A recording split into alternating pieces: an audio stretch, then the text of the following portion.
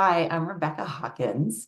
I get to help workplaces create environments where their employees thrive, so their business thrives, and so the world thrives. So I'm an employee experience consultant in Colorado Springs. I've been doing this particular work as a solo entrepreneur for less than a year, but I've been working in corporate and small business and nonprofits for almost 30 years. And I just love creating environments for people to thrive.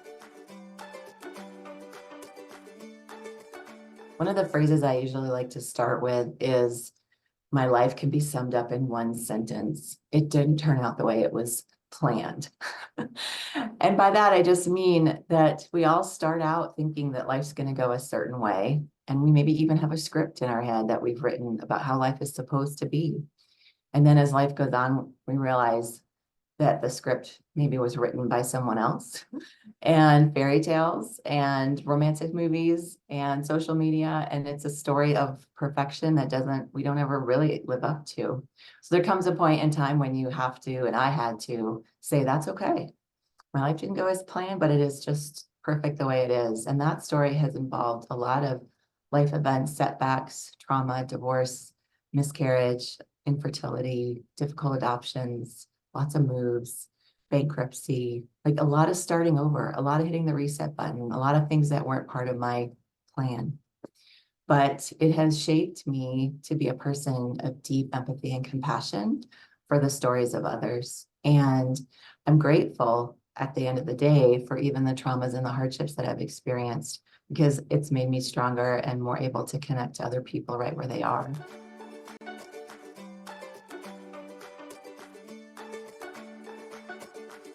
The interesting part of my journey to become a coach is that I think I got pulled into coaching before I knew it was a discipline or a practice or what it really was. And so at about middle point in my career, I was a people leader in a contact center.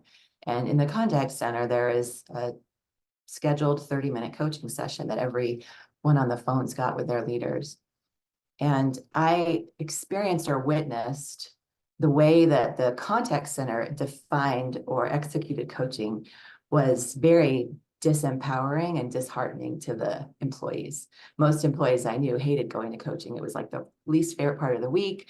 It was mostly telling them what they did wrong on their calls, or micromanaging, their role. And I just knew instinctively that's not helpful to the employee. And so I actually, as a leader in the contact center for a Fortune 100 company, I set out to change coaching in the call center. And I created what I call creative coaching, which was based on building relationships with your employees. I used the Clifton Strengths book at the time because it was something passionate about me, to get to know them and what makes them tick and help them identify what they wanted to work on and where they wanted to go in their career.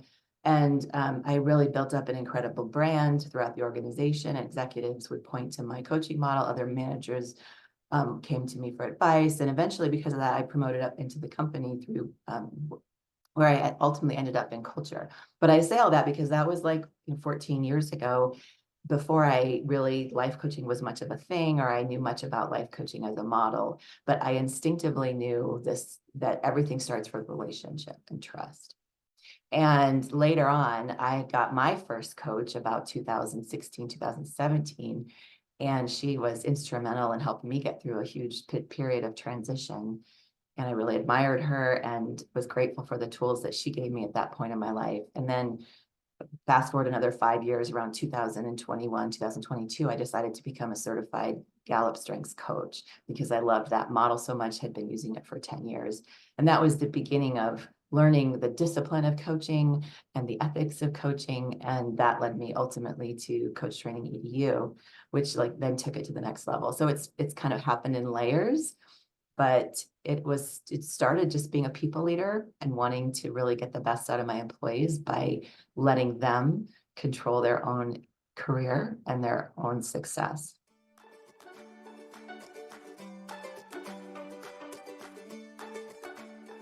As I said, I started my first coaching certification was Gallup Strengths Coach in 2022 while I was still working in a corporate setting, and I was using that tool to do team sessions at that job. And I left that job in the middle of 2023 And that's when I started my coach training EDU certification and started launching my own business. So it's pretty new, but coach training EDU was instrumental part of that journey to being a solo entrepreneur. And right now it's a really fun and fascinating blend for me of coaching and consulting. So between the Clifton Strengths model that I have in training from them and the coach training EDU training and the tools I have there, I have quite a toolbox to offer executives. And I work mostly with executives in helping them understand their role as leader of an organization, as well as how they cast a shadow and impact their people and the people that report to them and under them. But I also consult and help them shape organizational culture strategy and employee experience measurement and leadership development programs. The coaching is a wonderful entry point because it is so based on trust. And it's easier for a leader or organization to potentially spend the money or make the commitment to hire a coach first. Then we build that relationship, and then it gives me the opportunity to expand and offer some consulting practices as well. So my business is called Regenerative Workplaces because I'm focused on the workplace as a whole. But my coaching comes in as a beautiful entry point, a natural entry point to help executives be the best leader that they can be. I like to say, I help you create the organization that you've always dreamed of. So tapping into what they envision their company to look like and their employee experience to look like, what their role in that is, and then what are the gaps, just like in any coaching session, what's the gap between where you are now and where you want to be?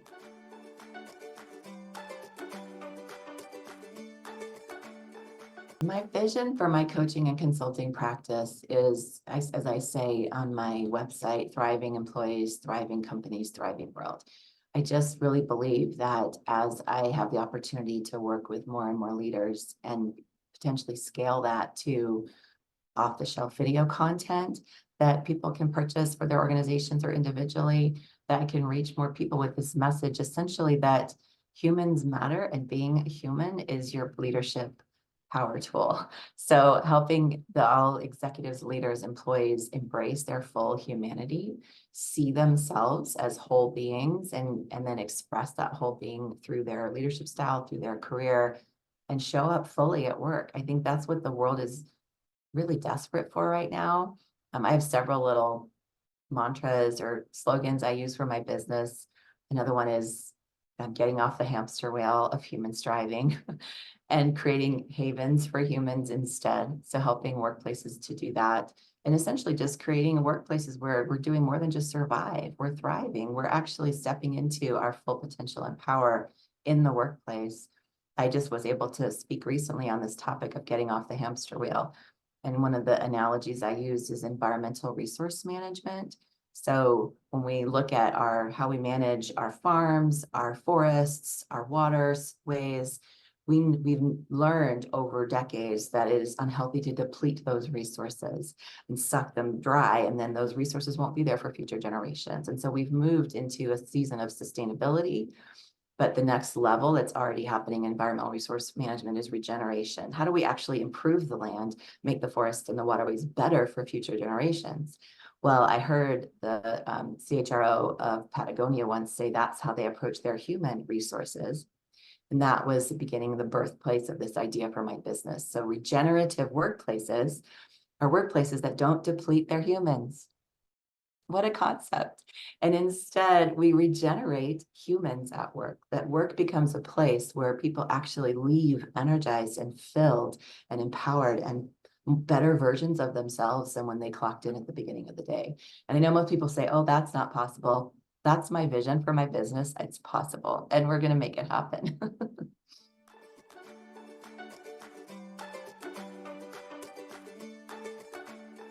What I would say first, if you want to become a coach, is really understand that coaching is a discipline and it is important to follow approved practices, because coaching can do harm if it's not honoring the client and the process. And so the first and most important thing is if you want to become a coach, really recognize it's not about you.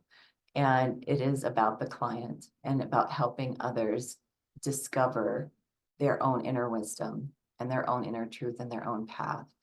So it's more than just, I have something to offer. It's, I have a gift to hold space and allow others to grow and to feel seen and then to see themselves. Like coaching is more about holding up a mirror than it is having answers. And I don't think everyone understands that initially when you want to, or think that coaching sounds like a cool practice. But if that resonates with you, if that sounds exciting to you, then find a great program like Coach Training EDU, get trained effectively. And then it's really about finding your niche, knowing who your ideal client is. Everyone I went through this program with, that was the hardest part. So think about that ahead of time too. If you're thinking about becoming a coach, who specifically do you want to help? And don't say the whole world. Like think specifically about a target person, whether it's an age or a gender, or whether it's a certain socioeconomic level, a specific problem that they might be experiencing in their lives. And I even told one of my cohorts when we had some of our coaching with each other, maybe you're coaching yourself. I think a lot of times we end up coaching ourselves because of the life experience that we have. And so this particular person had a pretty rough life that involved some drug addiction and some prison time. And I'm like, maybe that is your ideal client, is that person who has come out of those experiences and you want to help them have resilience the way you did. So think about your motivation and then think about who you want to help, who your target client would be.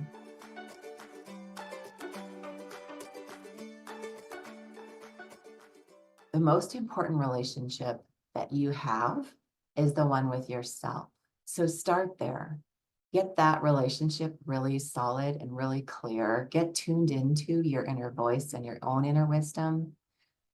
I don't know that we're taught how to have self relationships very well in this culture. And I know personally my journey included decades and decades of codependence and co-addiction and enabling others and putting myself last in order to meet the needs of others. And I broke faith with myself. I broke trust with myself. And my journey has been a lot about repairing that, learning how to listen to my own voice and then follow and honor my own voice and do that in a respectful way. It's not about ego so much as it is about first discovering who you are, and then in that strength, being able to set it aside in a compassionate, giving way, not sacrificially dying, but being willing to hold yourself aside to make space for others. So start there, get to know yourself really, really well. I highly recommend Clifton Strengths as a model. It's a great tool to start with to know who you are, makes you tick, but there's a lot of other great models out there as well. Take all the assessments. I think I'm a geek out on all of them. And then listen, like spend time journaling, spend time in stillness, write down your core values, know yourself. The sooner you do that as a young person, the better your journey will be. You'll avoid maybe some of the pitfalls I took, who knows?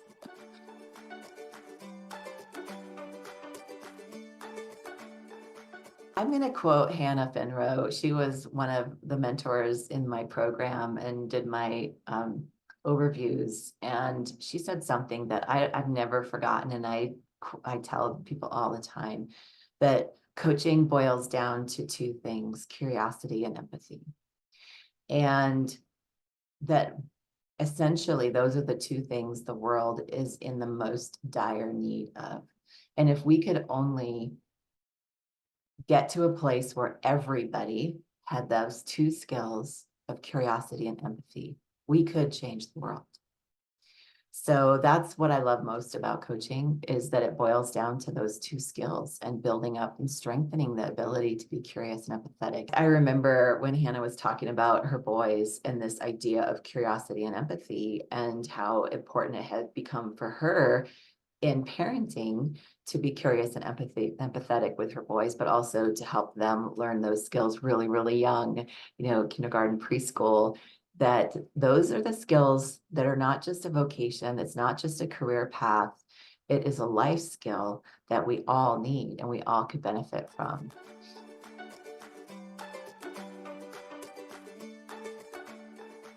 When I talk about coaching and I describe it to others, one of the things that I say is it's about holding space. Like you're just holding space for somebody.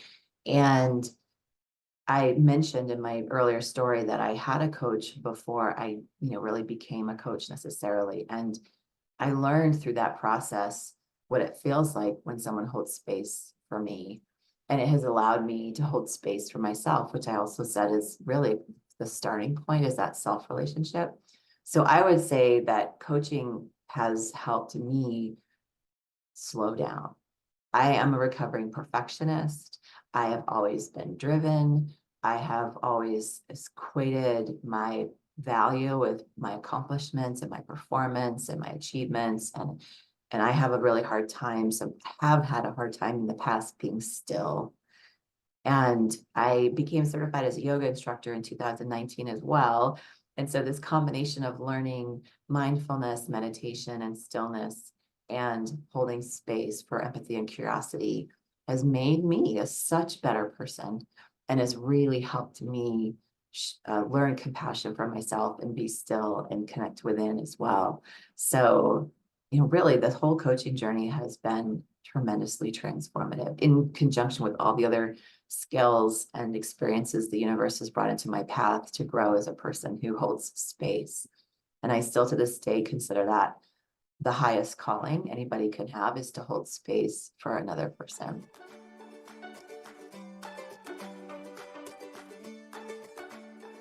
Coach training ETU was a significant turning point for me, because it also came, like I said, right at the time that I was leaving corporate. And I already had one coach certification through Gallup Strengths, but I really wanted to go get my ICF accreditation. And Gallup, their program is ICF accredited for continuing ed, but not for the initial training. So I needed to go through a full ICF accredited training program. One of my good friends had completed their program through Coach Training EDU and told me about it. And it was perfect because it was like the right price point and the right length. It was just like, there's a lot that are longer, more expensive. There's some that are shorter and less expensive. And I felt like coach training just hit the sweet spot for me where I was, as far as how long I wanted to invest in the time, how much money I had to invest. And then it was the perfect amount of content. I was so impressed with the material, the way it's broken down. It gave me a much stronger foundation to all of the ICF components of coaching, and the coach qualities, ethics. I really learned a ton from the program, and I felt like it strengthened my base. And then it also set me on the path towards getting my ICF accreditation. So it's been very instrumental. The timing was perfect. The tools were invaluable. And even the fact that Coach Training EDU provided a toolkit for the business side of it, for really creating your life work, gave me a lot of resources as well.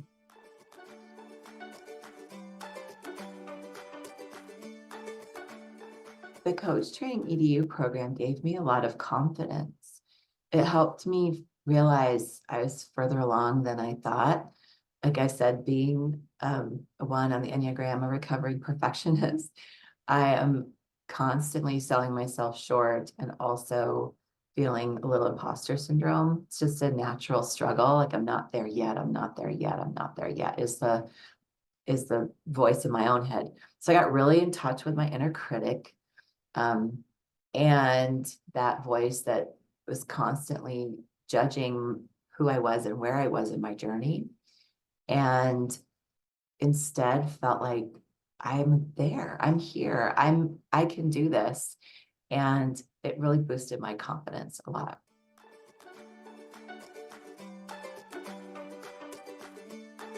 I would say one of my favorite aha moments was the chapter on systems, because it was that idea that when there's something not working in your life, that it's not a character flaw.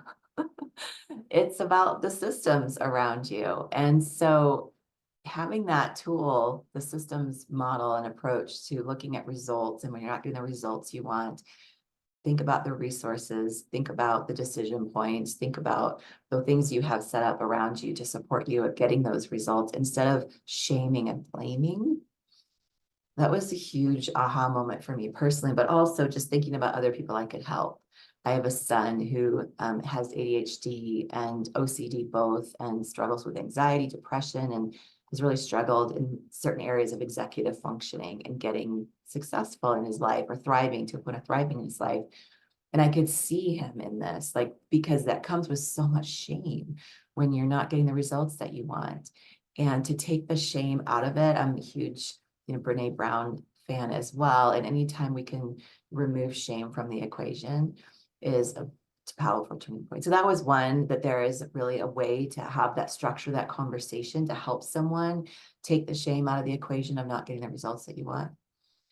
But then also I really loved core motivations, because I had already studied the Enneagram before doing this program. I loved how John Andrew Williams had taken that model and made it very simple and attainable.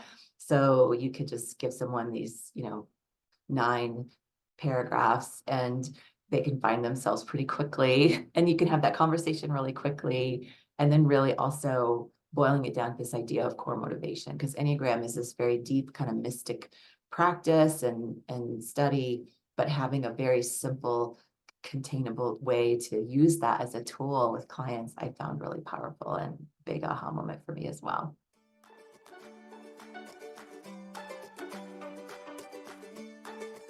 The community experience was so beautiful because I love people's stories and journeys. And we were an incredibly diverse cohort, very different places in our lives, in the country, in our coach training journey. Some had never done any coaching before.